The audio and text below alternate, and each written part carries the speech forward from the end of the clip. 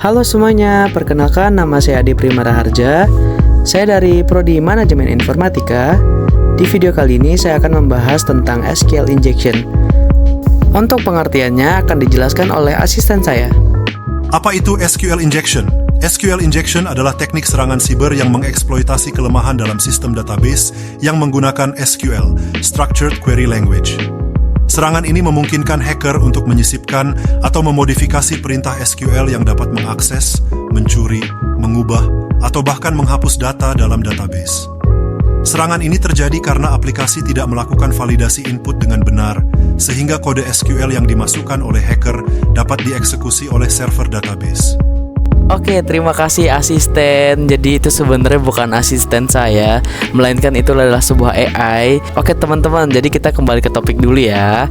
Jadi SQL injection itu mempunyai dua cara. Cara pertama itu jika kalian tahu usernya namun tidak tahu passwordnya, itu bisa menggunakan SQL injection. Dengan kalian menulis di username-nya itu petik, spasi, dan strip.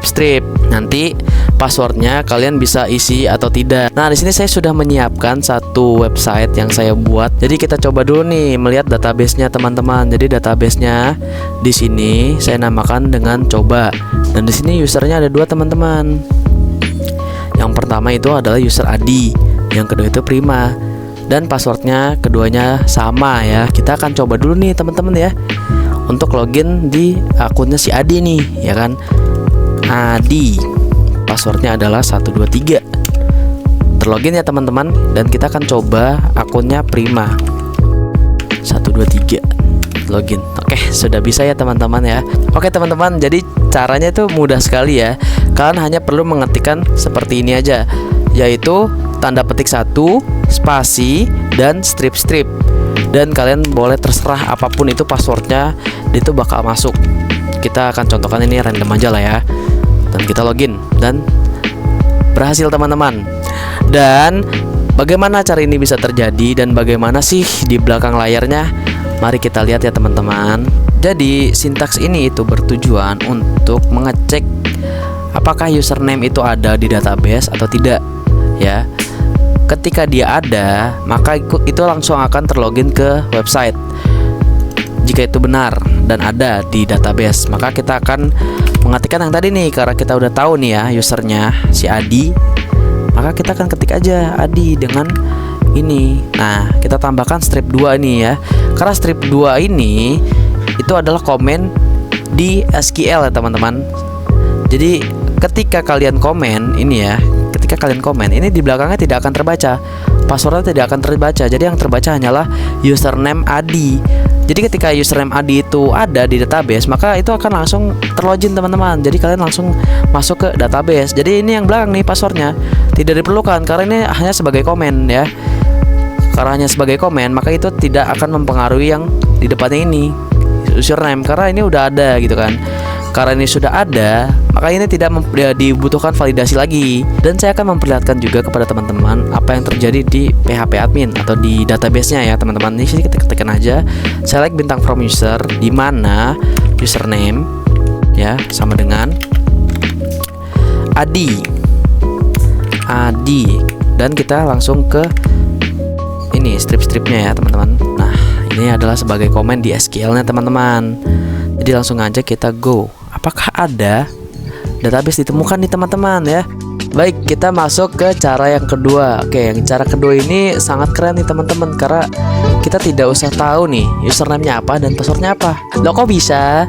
Karena kita menggunakan metode OR. Jika nilainya itu 1 sama dengan true, jika 0 ya false. Jadi ketika apapun yang diinput, ketika hasilnya true, ya true gitu loh. Oke, kalian ketik aja asal kayak gini ya kan. Kan kita kan nggak tahu nih username-nya apa, jadi kita ngasal aja nih kan, kayak awak gitu kan. Terus kita ketikkan petik 1, spasi, or, spasi lagi, petik 1, petik 1 sama dengan petik 1, petik 1, dan spasi dan garis-garis. Untuk passwordnya kita ngasal juga nih teman-teman. Ketika inputannya 1 bernilai true, maka apapun username-nya dia dianggap betul, karena ini 1 sama dengan 1, ini nilainya true. Jadi apapun username-nya, apapun namanya, apapun ketikannya, dia akan dianggap benar. Dan ini passwordnya kita asalin aja, karena passwordnya ini sebenarnya tidak diperlukan karena sudah di komen sama komentar yang ini, kayak gitu loh. Jadi kita coba masuk nih. Tuh, jadi selamat datang Adi. Kenapa selamat datang Adi? Karena mengambil dari data yang pertama. Pertama kan tadi Adi dan kedua itu Prima ya. Jadi yang terlogin pertama kali adalah si Adi. Data yang pertama kali ada di database, begitu teman-teman. Selanjutnya adalah kita ketikkan kode atau script SQL yang tadi kita input di browser atau di websitenya untuk login seperti ini. Nah, select bintang from user di mana username-nya kosong, yang kita isi apapun itu ya. Ini kita kosongin aja nih karena kan kita nggak tahu ya.